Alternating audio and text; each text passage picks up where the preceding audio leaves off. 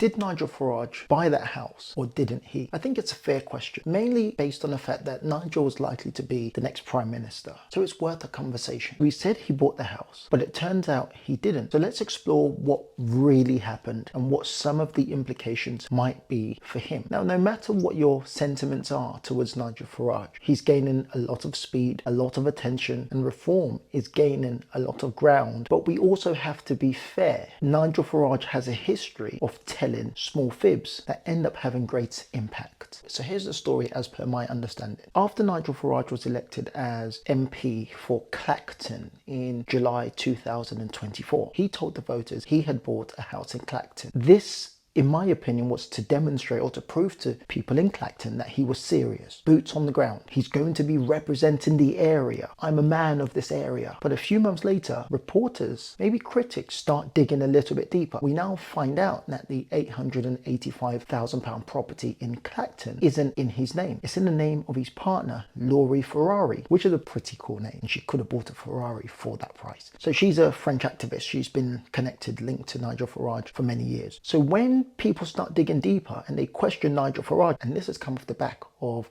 Angela Rayner's stamp duty debacle. Nigel was questioned on this Clacton property and he says, oops, I was wrong. I made a mistake. I shouldn't have said I bought it. I should have said we bought it. In his words, he said, I didn't lend money to anybody. Her family bought it. So now it's gone from he bought it to she bought it to they bought it. And this is what tends to cause Nigel a bit of harm and reputational harm. It's his flippant way in which he talks or deals with matters. This is also what makes him enticing to the average person. He has a bit of personality, and this is where the issues start because no one knows what to believe. Who actually paid for this property? Was it Nigel? Was it Laurie? Was it her family? Why isn't Nigel Farage on the title as he claims to have bought or owned a property in Clacton? But most importantly, how was the purchase structured? Was it structured in a way that helps Nigel to reduce his tax position or tax liability? That's the real question. So to many people, you're probably thinking, well, why is that anyone's business? Well, it's a big deal, especially when we're talking about housing and taxes. A couple of things that I wanted to address why this is quite crucial to understand is because of something called beneficial ownership. There is a belief or a narrative that, well, if I buy a property and my partner buys a property, then we can have two properties and we both escape paying stamp duties or other associated taxes. But it's important to understand the definition of beneficial ownership. Even if a property is legally in someone else's name, if you put money into this property or you benefit from it in any way, HMRC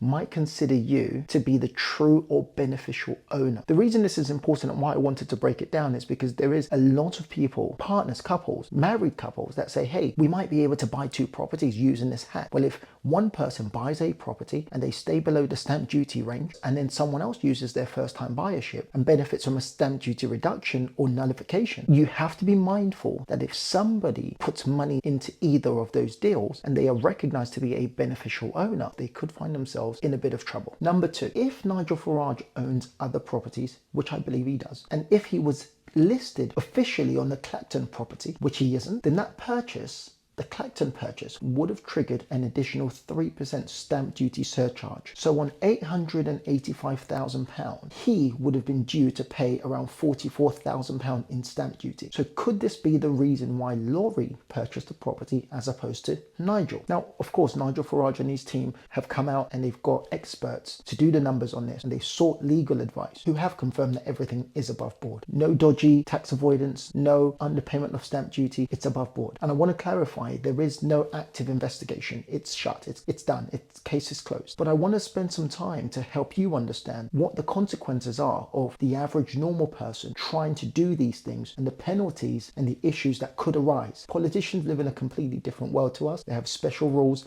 They have access to some of the best lawyers in the country. So you shouldn't learn or copy them. If Nigel Farage secretly funded the purchase of that property but deliberately hid his involvement in that purchase to reduce or to dodge taxes, that could technically fall under the classification of tax evasion. But to prove that, there would have to be categoric, definitive evidence, false declarations, bank transfers, proof that he knowingly, intentionally deceived HMRC. And again, for the record, there's nothing that shows or suggests this. Number two, false statements. This is something I've seen quite frequently on Twitter. A lot of people have said that Nigel Farage has intentionally misled voters by implying that he bought or owns a property in Clacton. So morally, that's questionable. But from a legal point of view, it's not a crime. Nigel is quite flippant with his words. And the truth is, politicians tend to misspeak, tend to over-exaggerate, tend to hyperbolize, but that's not against the law. That's just a matter of morals. And then number three, could this be a case of money laundering? That's another conversation